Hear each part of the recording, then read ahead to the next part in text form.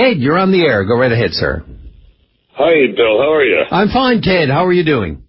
Fine, thank you, and a very warm welcome back. Okay, listen, I missed, what I got to do is put you on hold, Ted, because in my exuberance, in my zeal to get calls on the air, I forgot that we had come to a break time, and I was just reminded, so I'm going to put you on hold, and we'll get right back to you after this break. How's that?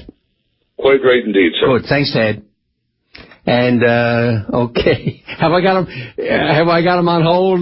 Megan's going to come in and fix it for me. Thank you, Megan. I appreciate that. And we'll be right back. And we are back. And let's go resume our conversation with Ted. You're on the air now, sir. Go right ahead, please. Hello, Ted. Welcome back. Hello. Yes, Ted. Thank you very much for your welcome. I appreciate it. Yes, I'm calling live from Muskrat Falls. Actually, I'm in Goose Bay, but I'll be back on the site in about 6 hours. Are you working there, Ted? That's right, yes. What's your job there? I'm a blaster. Yes, indeed. We've talked about this before, and that important profession that you occupy. And you're up at Muskrat Falls, working, doing your blasting, are you? That's right. We're blasting out the intake, spillway, and all this good stuff. And I'm employed by a consortium who are a combination of world-class contractors who have vast experiences constructing dams around the world. Yeah. And they know exactly what to do, when to do it, and how it's done. And I have to convey on to the people that this project is running on, and I am confident that will come on, the project will be on time and on budget. And if there is any cost overruns, I would think that they would be minimal.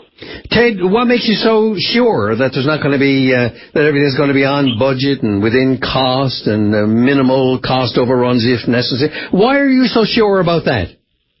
Well, right now we're moving more material per week than we anticipated. To my knowledge, the project is, if it keeps on going, this phase of it will probably be ahead of schedule and probably below budget. We're just moving along like a house of fire.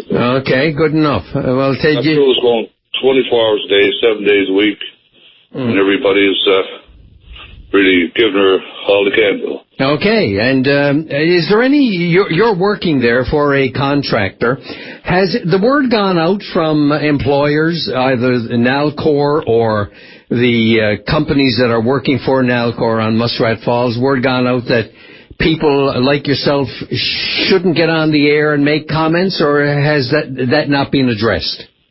I don't think so. I think this project has been given an unfair public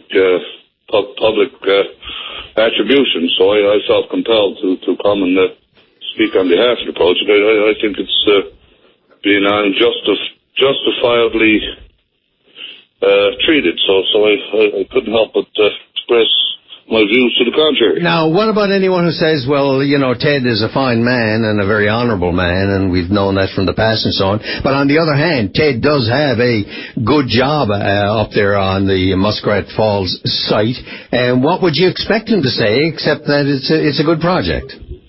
Well, actually, Bill, I'm going back with my regular employer in a couple of months' time, but I have to speak without bias that this project is a great project. It's a very important project, and as Minister Marshall said, we got $20 billion coming back at us in the long term. Yeah. And if I were to speak on the government's behalf, I would say that this government has not let us down in the past, and I'm certain, with the greatest respect, that they won't let us down in the future. Okay, got you loud and clear, Ted. Thank you very much. How long have you been working there now at the Muskrat Falls site? Since January 16th. So a couple of months, going towards a couple of months, and then within a couple of months you'll be leaving again. You're not dependent on this project for the long term, your long-term future. So that kind of addresses the question that I had about, talking in your own best interest. You'll be going back to work on the island, will you, in a couple of months? That's right. And one quick point on it. They fly in series with me. I see those guys quite often. They go back and forth to Churchill Falls. You fly from where to where? I fly from Goose Bay to St. John's. Goose Bay to St. John's, and you fly in economy, do you? Yes. And what about the top brass, the big guns? Have you ever seen any of them on planes where there is a business class, where there is a first class or a business class? Have you ever seen them? Do they fly steerage or do they fly up with the elite? They're all in economy, Bill. They're all just like me. They're just a passenger. And economy.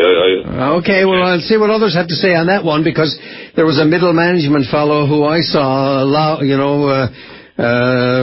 big as day there, sitting in business class. Maybe he couldn't get a seat in economy. I don't know. But in any event, we'll see what they say about that. What other people knowledgeable say about that, Ted. And thanks for your call, sir. Nice talking to you. Yeah, and thank you, Bill. It's always a pleasure. All the best, sir.